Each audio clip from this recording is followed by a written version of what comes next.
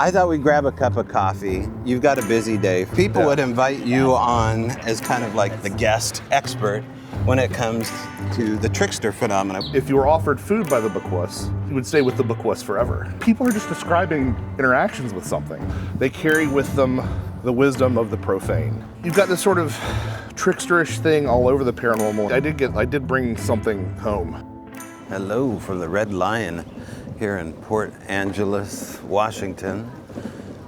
I am Alley-less today. Allie is getting ready for a big day for her sister. Her sister's getting married here in Olympia, Washington. Of course, that means Allie has to be at her disposal, and so we're letting her get ready for that. I myself couldn't resist the opportunity to interview someone who I've waited a long time to hang out with and meet. So this morning, dropping into town here for something called SquatchCon is author, researcher, and fellow searcher of the strange, Joshua Cutchins. You may have heard of him from such shows, a podcast in particular with Timothy Renner, Strange Familiars. They co-authored a couple different books. You know, Joshua has really gone down the rabbit hole as far as looking into these elementals or these tricksters. So we're going to talk to him about what his overall thesis and body of work has to say about said mysteries. So as soon as I can find his hotel room, we'll start interviewing him. Maybe go grab a cup of coffee here in PA and see what trouble we can get into. There he is. Good to finally meet you, man. Good to see you, yeah. Okay, we're here with Joshua Cutchins. Just like I said I would. I'd meet him at the Red Lion, and so here we are. So Josh, I thought we'd grab a cup of coffee. You've got a busy day for SquatchCon. Why don't we get started here when we grab some coffee? That sounds absolutely great. Okay, so Josh, we talked a little bit last year, but mainly you and I know one another just from like the COVID times. Like that's when, you know, the height of the podcast era with Renner and you. Yep. People would invite you on as kind of like the guest, I'm gonna use this word, expert when it comes to the trickster phenomena, which is really kind of your wheelhouse. Yeah, anything that isn't a conventional explanation is my wheelhouse, is the way that I feel nowadays. So I kind of feel like a heretic among heretics, to paraphrase Dr. Valet. But I feel like so much of this stuff is an invitation into a richer understanding of reality and what it means to be human. And look, it's not that we've had this conversation before, but it's not that I don't want UFOs to be extraterrestrial spacecraft, and I don't want Bigfoot to be a big primate, because I do as well suffer from that impulse to go back to all my friends in college and say, I told you so, you know? Right. But I think that while that would be gratifying to a certain degree, I'm not sure it would have the same lasting impact or the same sort of lasting message and continue to unfold all the richness that I see in something like Jungian archetypes and the trickster phenomenon and these concepts of liminality and really, again, that invitation to sort of interrogate what reality really is. Okay, so let's go back to the beginning here, the origin story, give people kind of a base knowledge of how this started for you. I grew up a monster kid. That's like sort of, if I have to like really trace it back and figure out like what my flashpoint for all this was, like the first film that I remember seeing as a child was the 1933 King Kong. Oh, yeah, So it's all downhill from there, I guess. But, it was the sort of thing where, some kids might have been into wrestling and other kids might have been able to tell you about baseball players. But for me, it was like, let me talk to you about Stan Winston and Rick Baker. Like that was the makeup artist that did a lot of the special effects. Yeah, I just got this real thing for just creatures and creature designs, and so that's part of it. That's one component. The other thing is, I found out years later that my dad, at one point, was subscribed to apparently the BFRO used to have a paper newsletter or a paper They had a zine? Yeah, I guess really? so. I don't know. But my dad had said that, I was subscribed to that at one point, and he talks fondly about the Argosy articles from back in the day and all that stuff. So yeah, it was the sort of thing where it was like never really taboo in my house. You know, we grew up in a Christian household. I'm still a Christian, but it was more along the lines of, you know. Wait a second. Now this is kind of I got to stop here. Yeah. This is too much symbolism here for you not to comment. I know. Especially this guy right here. Oh, and this up here, I mean, kind of a Green Man sort of motif. Yeah. Which is circuitously synonymous with Sasquatch. Yeah. Okay, so what were you saying? So yeah, I mean, so you know, grew up in a Christian household, but there was never this idea, this sort of dogmatism that there can't be ghosts, there can't be other creatures, there can't be other life on other planets or anything. There was always a real openness towards that. Got a desk job at the University of Georgia. That's a long and circuitous and you're story. an accomplished musician too. Yes, yeah. And there was a period of time when I had basically the brass player's equivalent of a performance injury or an overuse injury. And so that really knocked me off the track that I was on of being like, you know, orchestral tuba player kind of thing. Tuba's your wheelhouse. Tuba's my wheelhouse. Now all those problems are gone because I took so much time off, and now I'm first call jazz tuba player in Atlanta. So, which is what I kind of wanted to do all along, not the orchestral stuff. So, but along the way I wound up at a desk job at the University of Georgia and started listening to paranormal podcasts. This would have been 2012, which I still consider like, you know, kind of the golden era. Now, wait a second. It's interesting you say that. There's this overlap between 2012 and a lot of people having a wave of paranormal incidences. I mean, comment below if that's you. It was certainly for us. Did you notice that too? Was 2012 a banner year for other people that you've noticed? I mean, it was an inflection point in my own life in a lot of different ways. Okay. I will say that, you know, I it's not that I haven't had any experiences. I've had stuff littered throughout my life, and I'm part of an investigation group, ghost investigation group in Georgia. So I've had stuff happen, but like nothing as impressive when I go to events. Like, you know, people are like, I saw something, and I've seen a couple of things. I've had a lot of odd synchronicities and other things. Okay, so at which point do you pick up the pen and start drafting your first, what was it, a journal? Were you journaling first off? Yeah, your private thoughts, or? Yeah, I mean, I remember this moment fairly clearly. One of my sisters-in-law got me an Amazon gift card. And I said, I'm going to indulge in a Bigfoot book. I haven't read a new Bigfoot book in a while, right? Because this interest was kind of always in the background. It started with Bigfoot. It didn't start with ghostly apparition. Yeah, it started with Bigfoot. Okay. You know, ghosts were kind of, in some ways, ghosts were a little bit less interesting to me because it's like, yeah, ghosts, they're ghosts. Let's move on to another question. You know? Yeah. So I picked up J. Robert Alley's Raincoast Sasquatch. Okay. Which is a great book. Who's local here, by the way. Yeah, I realize that, yeah. I still remember like sitting there and reading this passage and not even knowing how to sort of process it, because there was a passage about the Bequas, which is one of those indigenous analogs for Bigfoot up in Alaska, that said that if you were offered food by the Bequas, which was usually dried tree bark disguised as salmon, and you ate it, you would stay with the Bequas forever. And that was the moment when I was like, that sounds an awful lot like Western European fairy folklore, you know, because there's always that fairy food taboo idea. Well, go into detail. Yeah. What do you mean the food idea of the fairy folklore? A lot of people won't know. Yeah, so there's this idea that if you went to fairyland, or you happened to be walking across, especially in Ireland, you know, walking across the hillside and you'd see a fairy party and you'd stumble in there, almost inevitably you'd see someone that you recognized amongst the fairies. Okay. Oftentimes a dead individual, like a dead neighbor or a dead relative. And lots of times there would be a warning that would say, if you drink or eat any of the food here, you'll be stuck with them forever. You'll become like them. And I sat with that for a moment, that fairy lore which I'd known, and this passage in J. Robert Alley's book about the Bequas, and I said to myself, you know, Western Europe and Alaska are pretty far away, you know, and it just really painted me into an intellectual corner, by which I mean I only saw three options. The first of which being there really was an international civilization that was cross-pollinating with beliefs and such, or something like the collective unconscious is real. The idea that there are certain motifs that human beings come hardwired with.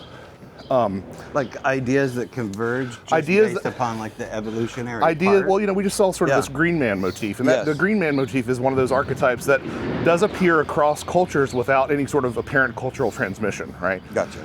So either you've got some sort of like ancient worldwide civilization, the collective unconscious is real, and there are these motifs that just appear in human culture regardless of whether anybody's talking about them together, which is also weird. Yeah.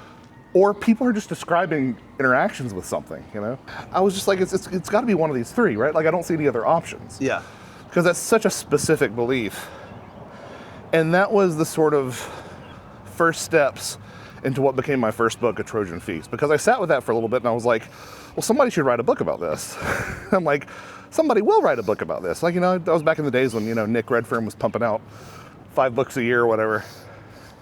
But nobody did after 5 months. And I was like, oh, is it me? Yeah. Is it supposed to be me that's doing this? Basically like the offerings of the gods, right? Little g. Is that what we're talking about? It 100% ties into that. And I still am grateful for what came out of that revelation, my first book, A Trojan Feast. But there's a lot I would change about that.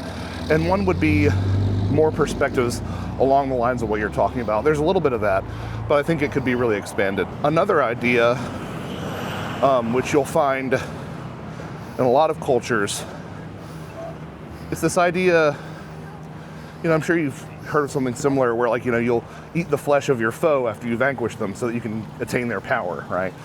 Or you'll turn their skull into a drinking vessel or something like that. Mm-hmm.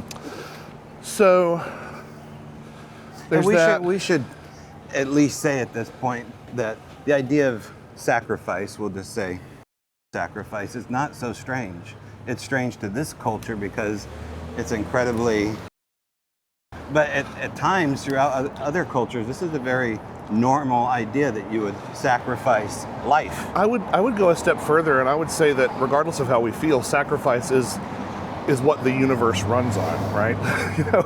I'm sacrificing, I'm happy to, but I'm sacrificing sleep right now, because I'm putting something into a relationship, into an experience. And so it's all these, if you look at it in that context, everything's a trade-off. You're sacrificing time with your children to get money to put food on the table, like all these sort of things. So yeah, I think that's a good point. And so in the context of this food taboo of the Trojan Feast era that I looked into, along those lines of eating your vanquished foe to gain their powers, there's a concept of, an archetypal concept of eating the god, or eating the deity, eating the goddess. And what does that look like? What do you mean by that? Well, it kind of looks like communion, right? I mean, you've got the flesh and the blood. Yeah, it's derivative. That idea is sort of derivative of this other idea, but some cultures take this much more literally. For example, in a lot of indigenous South American cultures where they actually practice the consumption of ayahuasca as a medicine, there is a belief that the ayahuasca concoction is at once a deity and a drink and a plant, all three in one. And so by the act of consuming, you're internalizing it, right? So I think putting all these things in dialogue really helped to shed some light on this idea and why that food taboo, the idea that you consume with us and you stick with us, appears everywhere. Because it does really appear everywhere. I mean, you can find it in, islands Southeast Asia and in the Amazon and, in Oceania, all these different places. A lot of times tied in with the breaking bread, so to speak, with supernatural entities, but also with the dead and with deities as well. Speaking of feeding the god, let's go grab something over here. Right. Want to grab a coffee? Yeah, absolutely. So we were talking in there off the record about some of your personal experiences. I usually write about other people's experiences. Josh, spill the beans, tell people what's happened to you. Yeah, so I've had a couple of ghost experiences. Probably the most things I've had have been ghost experiences. Had a door slam open right in front of me at Waverly Hills and Waverly Hills Sanitarium. Pretty sure I saw the full-bodied apparition of a Civil War ghost.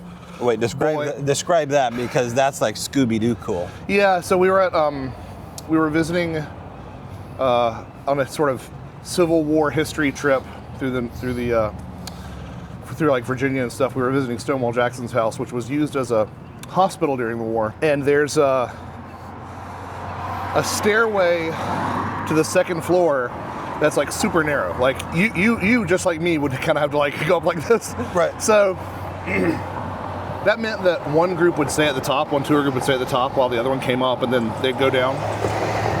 And so we were the group that was coming up, and I look into the crowd of people, the tour group that's waiting, and right in the middle is this 14, 15-year-old boy. 14, 15-year-old boy in a uniform, staring at me with like kind of, bags under his eyes. And I just thought he was a cosplayer, or a reenactor or something. Right. And so I catch up to my mom after we leave that room, and I said, that kid sure was into it, wasn't he? And my mom's like, What kid? What kid, yeah. Everybody else, my dad, everybody else on the tour group, nobody else saw him. Went down to ask the ticket takers, the admission folks down the bottom, which is like the bottleneck for everybody who goes into the site. And they're like, nobody's come through here in a uniform today. So, but what was so weird about it is like it just didn't even feel. It felt so mundane until after the fact, It wasn't ooh, it was right. just a kid. But he would have been around about the same age that a lot of those boys were, conscripted. So. But what about like the hitchhiker effect? I mean, what you talk about so often is the idea of the trickster. Explain. First of all, what the trickster is, if they don't know, because this is not just a Bigfoot motif. Well, yeah, and regardless of what these things turn out to be, like this statement will be true, the trickster archetype dominates the paranormal, because being archetypes, like they kind of just are, right? So archetypes are those myths, themes, roles, attributes that unfold from culture to culture without any transmission. They are avatars of instability, of liminality. They're the guardians of the threshold. They are contradictorily both valued by their societies and also highly transgressive, violating taboos. They carry with them the wisdom of the profane. Ooh, that's great. I love that phrase. They have this tendency to self-negate. My favorite book in this space, because it's one of the few books that I believe has true predictive power, is George Hansen's The Trickster and the Paranormal. You can use that book to sort of predict the trajectory of a lot of big cases of investigative groups, because they all do tend towards anti-structurality and sort of falling apart. And Hansen did a great job of showing how you can overlay a lot of different phenomena with this trickster archetype. So, and there are other archetypes, there's like, the wise old man, the crone, the mother, for example, like the mother archetype being all about nurturing and stuff would manifest in the hospitality industry or in, motherhood, like, but the trickster seems to dominate not only the phenomenon themselves, but also the people involved in it, right? Now, are we speaking metaphorically, or do you believe in the actuality, the physicality of the trickster? Well, this is something that people get hung up on, because a lot of people want to like extrapolate that there's like a capital T trickster god or deity, and that's not really the case. It's just more of a... You're familiar with the concept of like epiphenomena? Epiphenomena. So, okay. The murmurations of birds, like that's not a coordinated effort, but they tend to flock and sort of move in certain ways, right? Similarly, sand dunes would be an epiphenomenon, right? Because those aren't planned, but because of the fluid dynamics of the sand, the wind patterns and stuff, they sort of come together. And so that's the way that I tend to view the archetype of the trickster. But, even if you go into looking into the work of Carl Jung, who really popularized a lot of these ideas, he was always sort of wishy-washy about exactly what archetypes are. One of my favorite descriptions that Jung offered was that archetypes were akin to, a dried riverbed. And as soon as you have a heavy rainfall, that's the trajectory that the water is going to take, right? It doesn't mean that it's not, the archetype isn't the riverbed and it's not the water, it's somehow the meaning of those two, the potential and the tendency, right? So you've got this sort of tricksterish thing all over the paranormal in terms of, one of my favorite examples is poltergeist cases, right? You could have a lot of these like landmark poltergeist cases that seem to start in genuine phenomena. Then over time, the activity tends to taper off. But around that time, people usually get attention for having a poltergeist infestation. So there's this tendency to need to like fake the phenomenon so that people realize they're not liars. But that ends up undermining the entirety of the phenomena in the first place, right? You know, this kind of reminds me of a little bit of the theme in Screw Tape Letters, where isn't it not the demons are basically under the tutelage and a hierarchy, and they're teaching other demons how to basically stroke man's ego to guide them into the rocks? It's kind of manipulation all the way down. Is it that what we're talking about? And yeah, it does sort of invite in the possibility of a meta-positioned intelligence, right? Okay. Something that could sort of be in complete control of the narrative at all times. But we were talking about the trickster element and the hitchhiker effect. Right. Have you been affected by that personally, hanging out with Tim Renner? I mean, obviously. Tim has all the fun. Yes and no. My biggest thing that I would sort of compare to the hitchhiker effect would have been my experience in rehab in 2020. Coming back from that was just the most absurd amount of synchronicities that I had. And I think it's pretty clear to me why that happened. I was playing out a rebirth narrative, right? You know, I'd completely changed an aspect of my life and was taking on a new life. And I think that something about whatever resides on the other side of this veil reacts to that sort of down payment. You know, we were talking earlier about sacrifice, like sacrifice being a motivator or a generator for everything in reality. But yeah, I think that's sort of what happened. So yeah, I did bring something home in a pretty clear way. There were sounds of low aircraft that we couldn't pinpoint, my wife and I. One or two small scratches that I had in really odd configurations.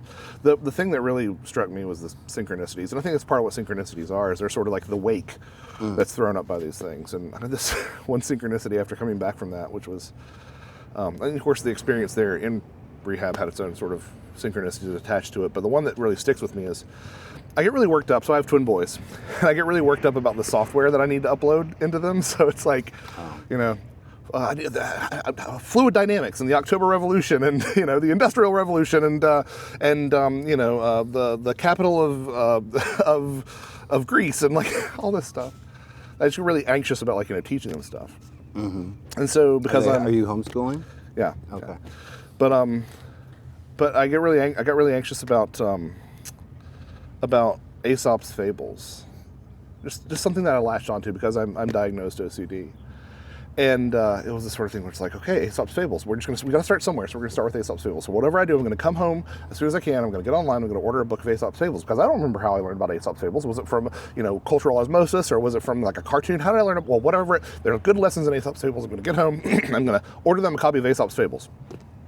So I get home, and my wife's like, "Hey, you got to take the boys on a walk." In the stroller. So very begrudgingly, I got them in the stroller, and the entire way around the neighborhood, I'm going, okay, whatever. Just got to get home and order Aesop's Fables. We got to start somewhere. Just got to get Aesop's Fables as soon as I get home. We're going to start somewhere, and that's where we're going to start sort of building their education. And get home, and I don't even get into the door. I'm in the garage taking the boys out. My mom calls, and I'm like, I don't really want to have a conversation right now, Mom. I need to get in and order Aesop's Fables, right? She goes, hey, we're at that little bookstore at the beach that we always used to love. And I just got the boys something I think they'll really enjoy. Do you think they'd like to have a copy of Aesop's Fables? And, you know, I don't know what that was. Synchronicity, definitely. Was it precognition on my part? Was it me telepathically nudging my mother to do that? I don't know. But so after your sobriety, congratulations, by the way, did you note that there was more of an awakening as far as alertness towards these synchronicities, as maybe you were more numb before? In my experience, and I've talked to some other people who agree with this, when you make that big gesture, whatever it is, and look, sometimes that could be unbidden. You know, a near-death experience is sort of a similar rebirth narrative too, right? And it's not something that we would necessarily wish on someone, but they will have these sort of synchronicities and stuff afterwards. The people that I've spoken to have noticed, well, some of what I've noticed, which is there was almost like a half-life to it, right? So like a ton of stuff happened right off the bat.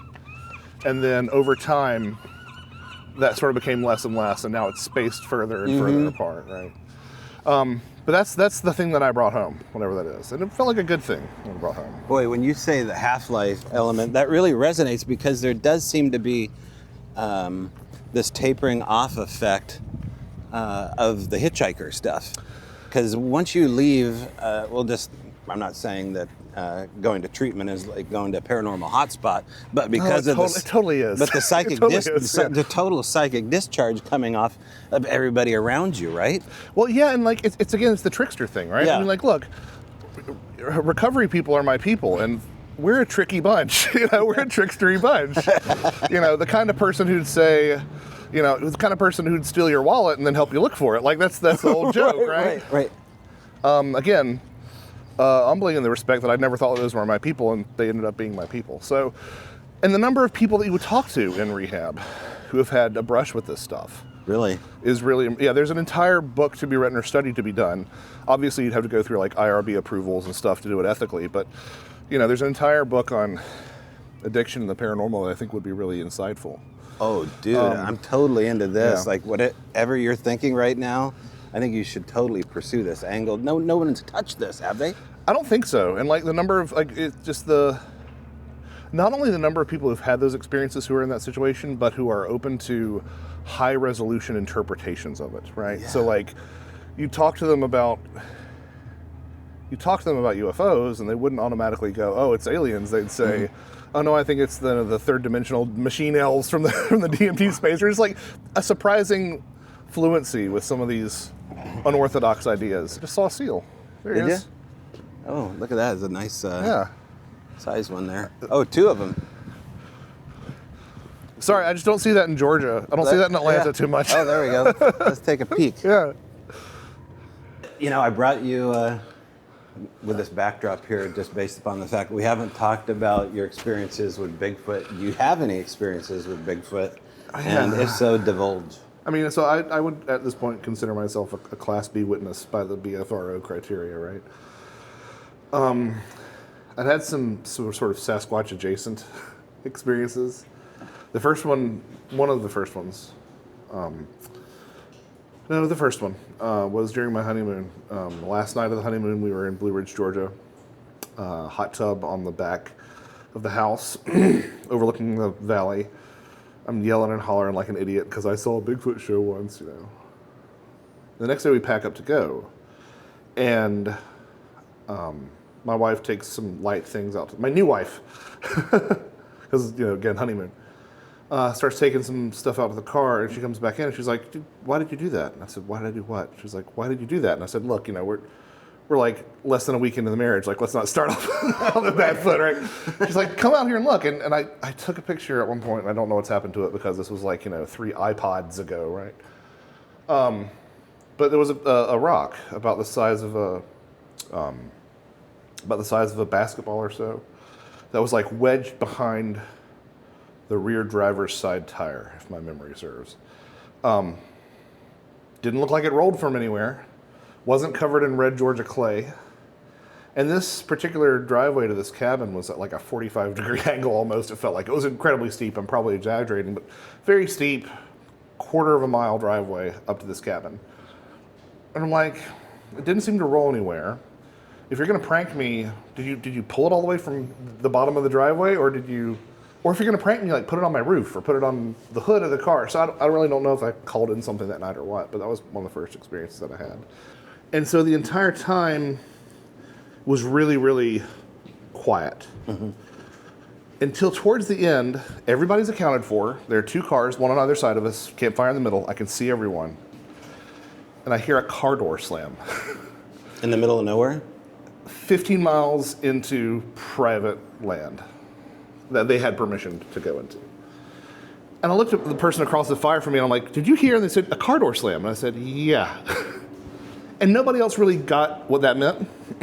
And so to me, it was kind of even more of a confirmation, because like, it felt like it was for me, because I was the person who would understand that. You know, I was the person who would put significance on that, because that's a John Keel thing, that's a Ron Moorhead thing, you know. But everybody else was waiting for, like, you know, a whoop or a or a rock or something. You try to explain to people the quality of the car door slam, because it is so specifically a car door slamming sound, like the hollowness of the metal shaft between the metal part of the car and the plastic innards. It's not the a locking log. It's It's not a log. It's not wood on wood. It's a car door. And so I've thought about that since, and I'm like, so why a car door slam? Well, to me, that's a punctuation mark, right? Like, in my life, what do I associate the sound of a car door slamming with? An arrival or a departure, right? So I think that might be what that is trying to tell us. Like, you know, I'm gone, or I'm here. In this case, it was very much I'm gone, because there was nothing else. Was it preceded by any other strangeness, like lights or? No, it was, I mean, even Scott and Sheila said it was just odd how quiet it was. Now, flash forward to this past October of 2025. About 2 weeks before I'm due to go out with Scott and Sheila again, me and my family go camping at Red Top Mountain in Georgia. Like 45 minutes from our house, hour and change from like Atlanta, right? So real close.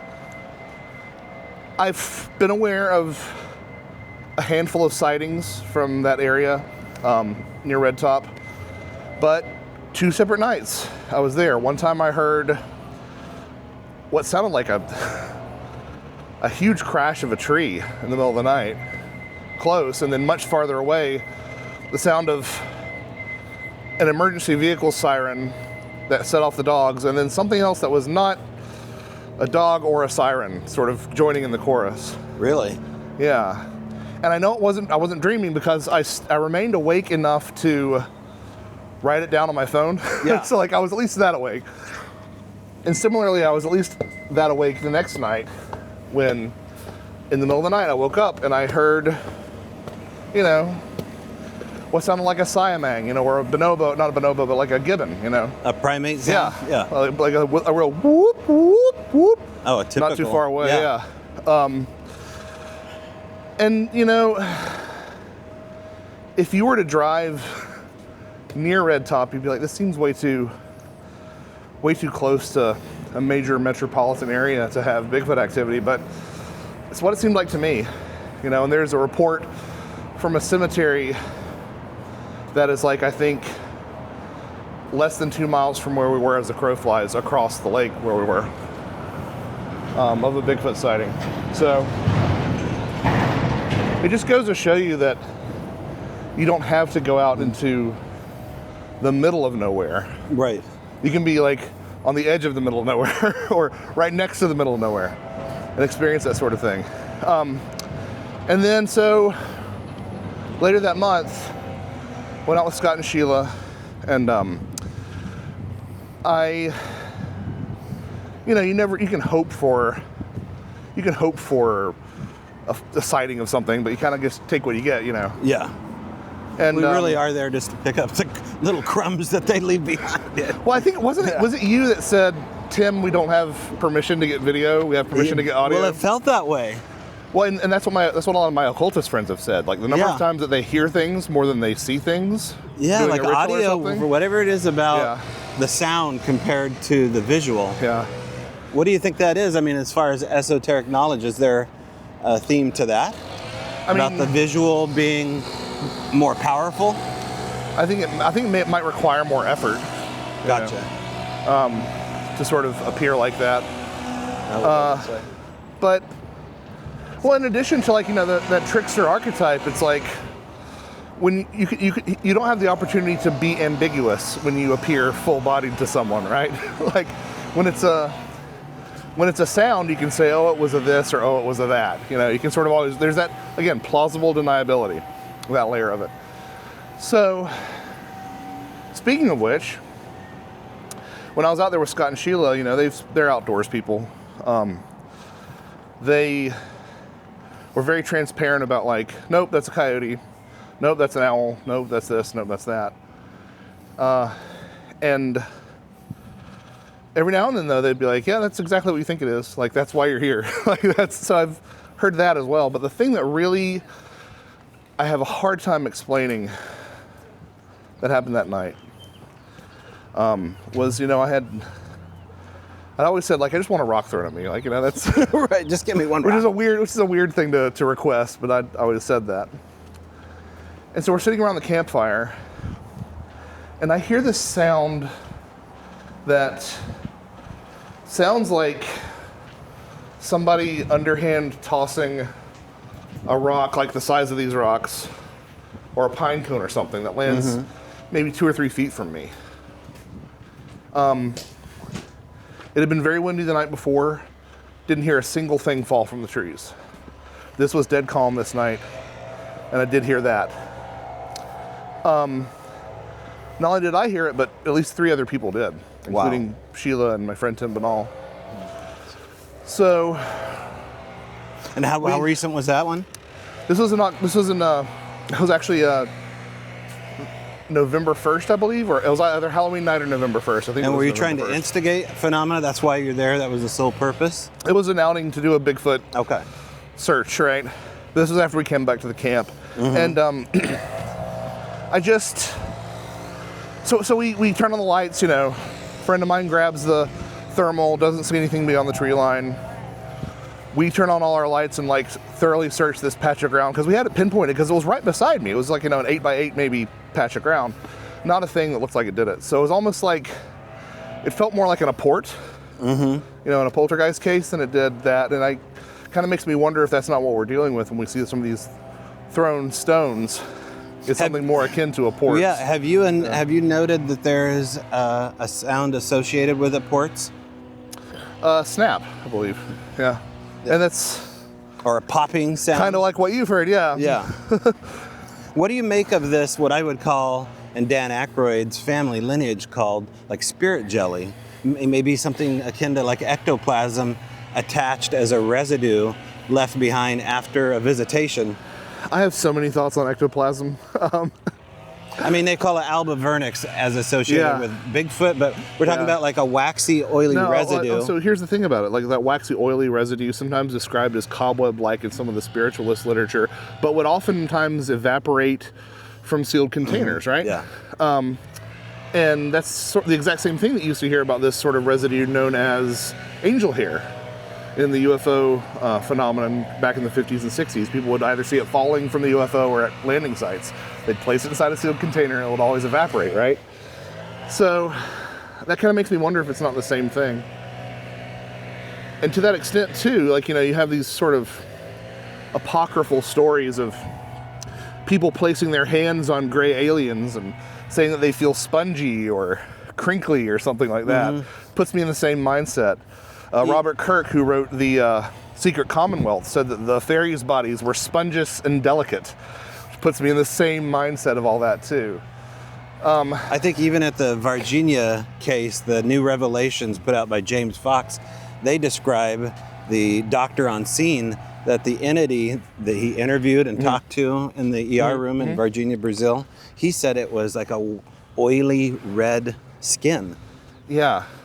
So it's a slippery, slimy, oily thing. So those are some of my thoughts on it. The other thing that I think is worth remarking on is you hear this obnoxious, skeptical refrain of why do all the ghost hunters have to hunt at night? Wouldn't there be ghost phenomena in the daytime? And it's well, have you ever considered, as my colleague Dr. Jack Hunter has suggested, that the phenomenon is photophobic, right?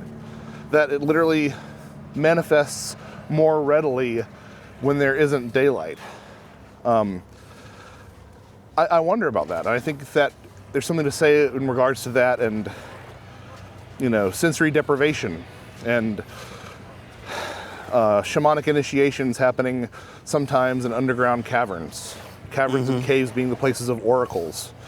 To say nothing of the fact that, a lot of times when this ectoplasm would emerge from a medium, if you tried to take a picture of it with a flash bulb, it was ill-advised because it would snap back into the medium and sometimes hurt them. So again, photophobic, right? We just finished a conference with Ben Hansen, FBI agent, right? Retired or has left the force, become a TV personality for like shows like Fact or Fake. And then I showed Ben Hansen some of these Alba Vernick stuff from Out Moon, and he said, I was told by field agents, don't ever touch that, because there could be like more than an injury that happens based upon the residue. Have you heard that it's harmful to touch this stuff? I mean, I think that there is this misunderstanding, this assumption that the sacred is touchy-feely and nice and benign, right? And as Jeff Kripal says, the sacred is also the scared, you know. Theophany, the beholding of the divine, was ill-advised because it would, lead to madness. So I think that exercising caution with any of this stuff is always warranted. I'm not convinced, I've been working with my friend and editor, Barbara Fisher, on this anomalous lights project for a while. And, there does seem to be this phenomenon where if you get too close to some of these lights, you have too much exposure over too much time, like you can get a weird cancer, So it's similar. Regarding the Alba Vernick specifically, I hadn't heard that, but there are tons of things that we kind of consider mundane that are actually harboring horrible bacteria and such things, like, you laugh at bird flu until you happen to pick up a wounded sparrow and all of a sudden you've got it, so I don't know. I probably wouldn't touch it myself.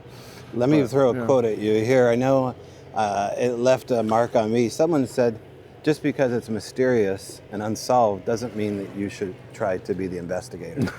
What do you think of that statement? I resonated with it strongly. That's the biggest thing that's the biggest concern that I have right now in this sort of age of disclosure that we're in. When you solve for what the UFO is, you take away what the UFO is, right? You kind of gut the thing. You gut everything about the UFO phenomena that you found interesting to begin with, right? And so instead, over the past 70 years, but more broadly speaking, across the whole of human history, these signs and wonders in the sky have become sort of a mystery box for us, right? They've become a repository for so many unanswered questions and mysteries, and I think once you put a pin in the butterfly, it becomes something completely different. And I think a much healthier way to engage with this stuff is to, come to your own conclusions and try your best to sort of solve it for yourself. But I don't know if these questions need to be answered on a larger scale. Would you have a warning for people looking at this video, reading your books, especially where the footprint's in, right? Because it's such a gateway phenomena with Bigfoot. It's the ground floor for all the other weirdness. There's lots of different entry-level positions, UFOs, ghosts, Bigfoot was mine. What would your warning be to people? A cautionary word. I've run into these people, and I'm sure you have too, that this is eating their lunch. You know what I mean? Like, they become obsessed with it, and it's like the only thing they've got going in their lives, and they just keep chasing it down further and further down that rabbit hole. And I think there's a moment that any investigator will realize too, where like you find yourself like, I'm getting really invested in this. Like, I'm getting pulled out there more often. I'm getting compelled to venture further from the campsite. You know what I mean?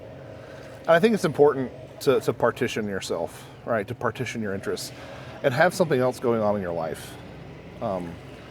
I don't say that judgmentally, but I just mean like have another interest, another hobby, anything like that you can be as invested in, right? And whenever you feel that siren call creeping up, switch gears and go into that. Better yet if it's something that's completely unrelated. I mean, obviously I'm speaking from a place of bias here, but like tuba playing and the paranormal don't really have a lot of overlap. But the number of times, man, that I've become frustrated with one and I've sought solace in the other has been, I think it's been really important to me as a father and as a functioning member of society and as someone seeking to keep their sanity, to be able to retreat into that other space. These phenomena don't reside in sort of a state of superposition, and they collapse into a certain thing for you or for me, right? And that collapsing into a fairy or a UFO or a demon or a Bigfoot, that collapsing is so comprehensive that it almost literally becomes those things, if that makes any sense. And that's a weird idea to play with. Is that like a thought form? Is that the same principle? It's along the same lines, but it's I think behind I would say it's akin to a thought form, like a co-creation idea. The way I would differentiate it from like an egregore or a thought form would be that at the end of the day, that's a concept made manifest. I'm suggesting that maybe the power of belief and expectation isn't so strong that it isn't a belief made manifest. It is the thing itself made manifest. All right, so it's not like, oh, it's my belief that UFOs are demons made manifest. It's like, no, the UFO literally becomes a demon in this case. I don't know. I'm speculating. I'm grasping in the dark like the rest of us are. But I kind of wonder if that's not in some it might not be something that's going on. I mean, I think that these are just interesting. A lot of what I talk about are thought experiments, and you've cornered me in this gorgeous location to ask me more thought experiments. So there you go. Well, it's nice to have speculative, dangerous conversations about stuff usually people don't care about, right? And right. This is our everyday. Right. Doing normal things is abnormal for us. And what was I reading earlier? Like the phenomena. The one thing you can be assured of is that the unexpected is the most normal thing about them, right? Like the unusual is their normal. If you want to get the phenomenon to do something, make a proclamation about what it can't do, and then it'll prove you wrong. Or what it can't do, especially. I mean, I mentioned her earlier, but my friend and editor Barbara Fisher was like days before one of her fairy experiences, was talking about how, oh, it's not the children's book fairies, it's not Tinkerbell, it's not, these little winged creatures, these little winged ladies. They're older and they're darker and they're oftentimes human-sized and they're dangerous spirits. And then a couple days later, she sees, this ball of light come up to her, and inside is like a Tinkerbell, like a little winged lady. And, Barbara got the impression that it was this message of like, we can look like whatever we damn well please. Don't put us in a box, because as soon as you will. Yeah. I mean, the phenomenon has a contrarian streak, right? It really does. So give people an idea of what you're up to as an author, the gigs you have here. You're in Washington right now, but let's just go through the list of books. Yeah, A Trojan Feast, all about the food taboo that we talked about earlier. The Brimstone Deceit, which is all about the odors that are reported in paranormal experiences, specifically the smell of sulfur. Thieves in the Night, which is all about supernatural child abduction. Where the Footprints End, with Timothy Renner, which is the weird Bigfoot book. High Strangeness in Bigfoot. Ecology of Souls, a new mythology of death and the paranormal, which is looking at how a lot of paranormal phenomena seem to revolve around or can be interpreted through the lens of death. There's a novel in there called Them Old Ways Never Died. There's an edited collection of essays called Fairy Films.